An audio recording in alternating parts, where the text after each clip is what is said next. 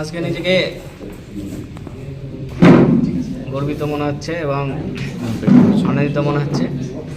এলাকাবাসীর কাছে আমার বার্তা, এই সমস্ত প্রত্যন্ত এলাকা থেকে এই বড় বড় অফিসার আরও বেরোবে।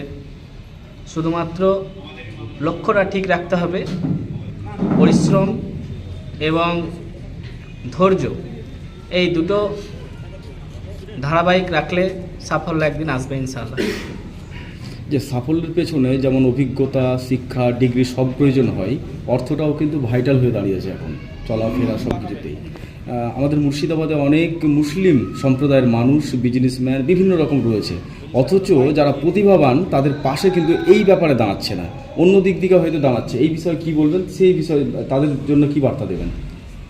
আমি আমার এলাকার যে সমস্ত শিক্ষাবিদ, শিক্ষানুরাগী, ব্যবসায়ী ব্যক্তি আছেন তাদের কাছে আমি আবেদন করব, এই সমস্ত এলাকা থেকে যে সমস্ত মেধা, যে সমস্ত প্রতিভা অবলুপ্ত হয়ে যাচ্ছে, আপনারা সেই মেধাগুলোকে টিকিয়ে রাখুন এবং তাদেরকে সঠিক লক্ষ্যে পৌঁছাতে সাহায্য করুন। এটা সাফল্যের পেছনে মা বাবার প্রচণ্ড ভূমিকা, কি বলবেন মা বাবাকে? আমার মা বাবা আমার পাশে না থাকলে আজকে এই যে দীর্ঘ যাত্রা, সে যাত্রা সফল হতো না।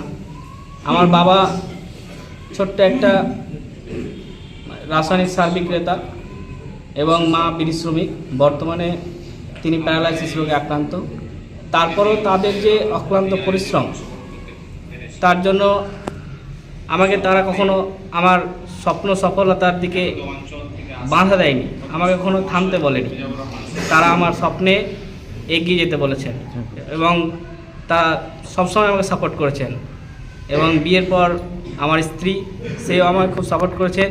আমার দাদা, দিদি, জামাইদা, ভাবি সকলেই আমাকে সাহায্য করেছেন। বন্ধু বান্ধব থেকে শুরু করে আমার শিক্ষা জীবনের সমস্ত শিক্ষক, আমার কলিগস, বিভিন্ন প্রতিষ্ঠানে আমি পড়িয়েছি, তারাও আমাকে যথেষ্ট সাহায্য করেছেন।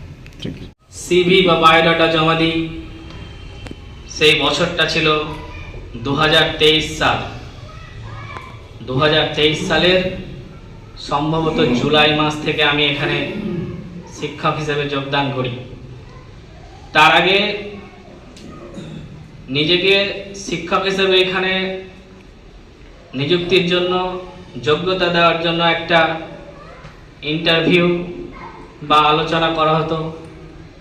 সেখানে মাদ্রাসার সভাপতি, সেক্রেটারি এবং আরও কয়েকজন সম্মানিত সদস্য, আমি তাদের সামনে আমার এই যাত্রার কথা প্রথম তুলে ধরি। স্বভাবতই বেশিরভাগ মাদ্রাসাগুলোয় রবিবার ছুটি দেওয়া হয় না, পরিবর্তে শুক্রবার ক্লাস বন্ধ থাকে। কিন্তু আমি যেহেতু ওই ইনস্টিটিউশনে রবিবার করে পড়তে যেতাম, তাই আমার প্রথম আবেদন ছিল যাতে আমাকে রবিবার একটু ছাড় দেওয়া হয়। তিনারা সেখানে মানবিকতা দেখিয়ে জাতির স্বার্থে আমাকে সেই দিনটি ছাড়ের ব্যবস্থা করে দিয়েছিলেন। তার জন্য আমি তাদের কাছে চিরকৃতজ্ঞ। আমাদের এই সুতি শামসেরগঞ্জ, এই বিড়ি শ্রমিকের এলাকা থেকে এই রকম একটা জায়গায় যাওয়া খুবই কঠিন। আজ সেই জায়গায় গিয়ে খুবই আনন্দিত হচ্ছে, খুব খুশি হচ্ছি, কিন্তু আবার কিছুটা হলো দুঃখ অনুভব করছি। কারণ আমাদের এই এলাকায় প্রতিভার অভাব নেই, যোগ্যতার অভাব নেই, শুধু তারা একটা সুযোগ পাচ্ছে না বলে আজ তারা নিজেকে